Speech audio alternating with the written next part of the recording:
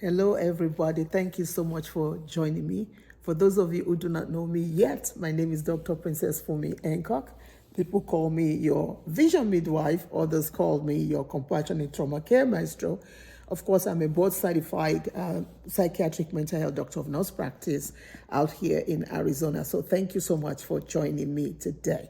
For those who are not familiar with my platform, please go to the YouTube.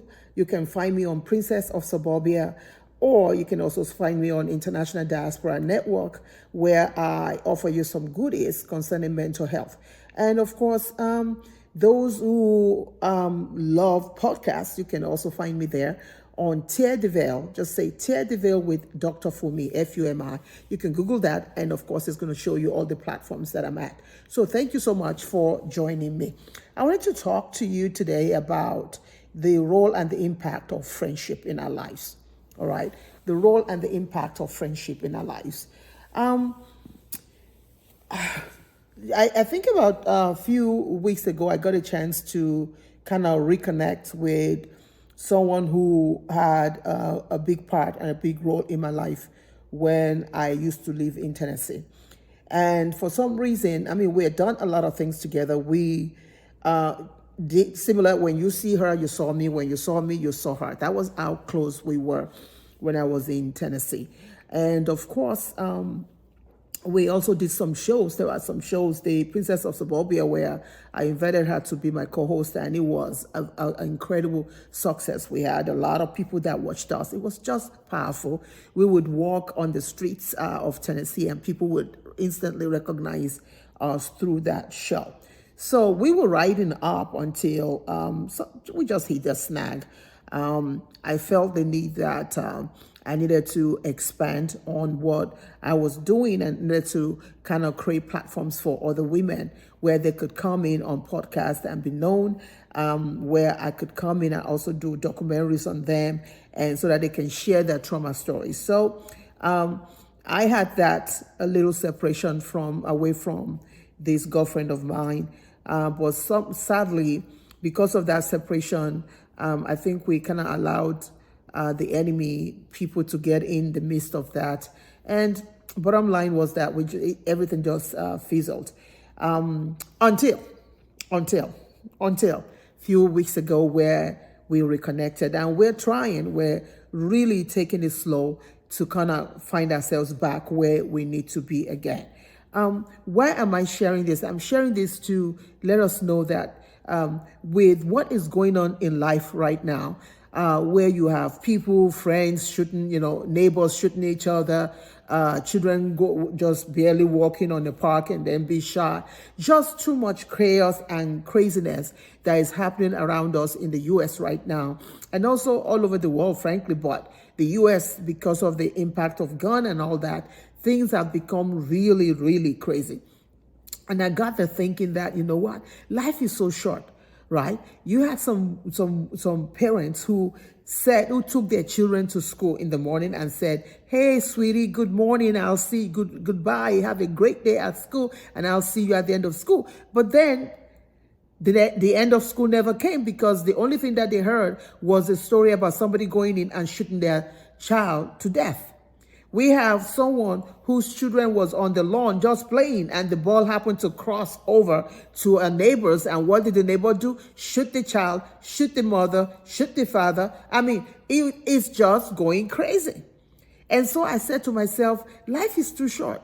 Are we going to continue to live alone and live and not try to impact the lives of others through friendship?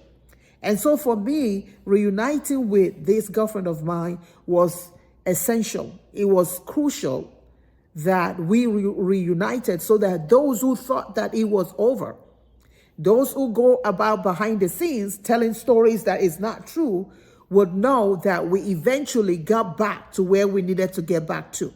But the cool part about this is that both of us have grown.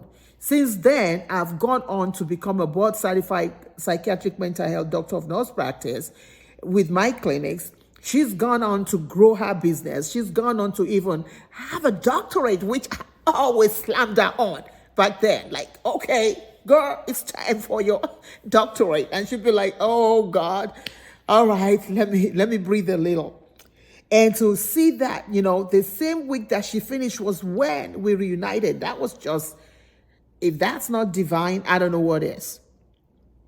So I share this with you, and I think that as time goes on, we will continue to share. I will have that opportunity and that latitude to be able to release and continue to share more. And perhaps maybe the two of us will come together and talk about friendship and the impact and the understanding and the importance of allowing other people to be just themselves, right? To understand that there will be times where there's separation. And there are times God will bring you back together. And other times God will just say, bye-bye, just keep going, right? But there are times I always felt that there were unfinished business with her. And so because of that, this just thrills me to be able to bring her back on my platform, for the world to see that, you know what? Yeah, they might have written it off, but I even wrote it off at some point. But after talking to him, then I realized, talking to her, then I realized, wait a minute. There has been some misconception between the two of us.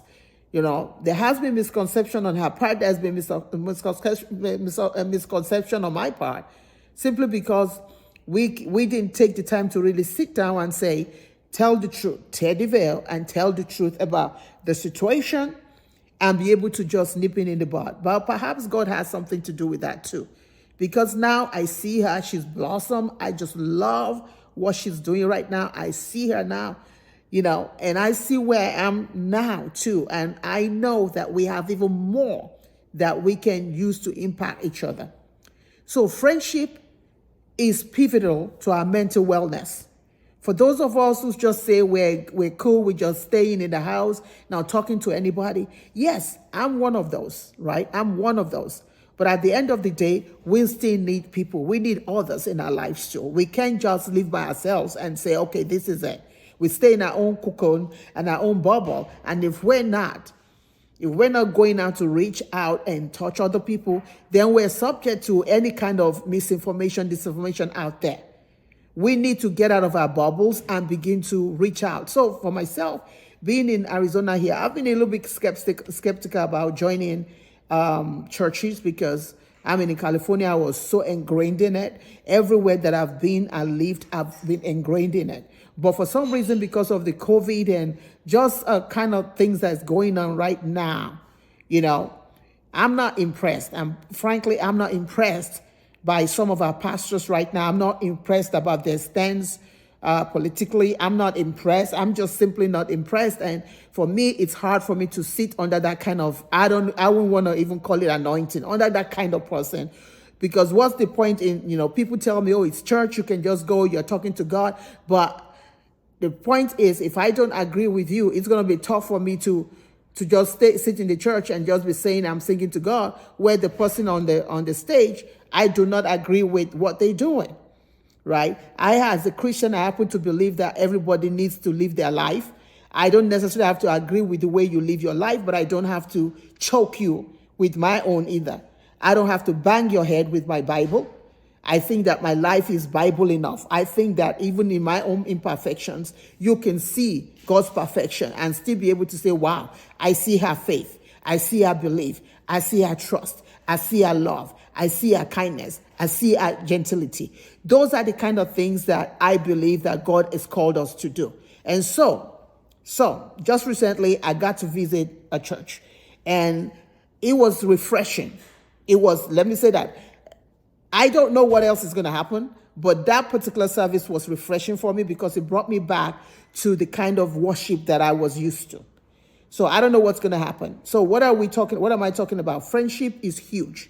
It's a big part of our mental wellness. It's important that at least we have one or two people. You don't have to have the whole world, but at least one or two people that you can reach out and touch and say, hey, I'm thinking about this. What do you think? But at the same time, you want that friend to be able to tell you the truth, even if it's not good, even if it's something that's going to, hit you right smack in the middle of your face. You still want them to tell the truth. You don't want a say, yes kind of friend, because I would rather not have a friend than have a yes kind of friend. So if you have a friend that, you have not seen in a while. Perhaps this is the time, because life is so short, to kind of reach out and just see how they're doing. Perhaps this is the time. Now, there are some friends that is just not going to work. Please don't go and stir up trouble for yourself. All right? So you got to kind of figure out the kind of friendship you want back in your life. All right? Use wisdom. Use God's wisdom.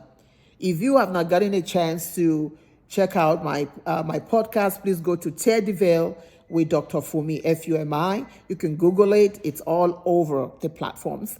You can also watch me on YouTube, The Princess of Suburbia, or the International Diaspora Network. Until next time, be inspired, be motivated, be of sentimental value. Understand that you, my friend, you are the hero or heroine in your life story. Do not allow anybody to disrupt your life. Until next time, bye for now.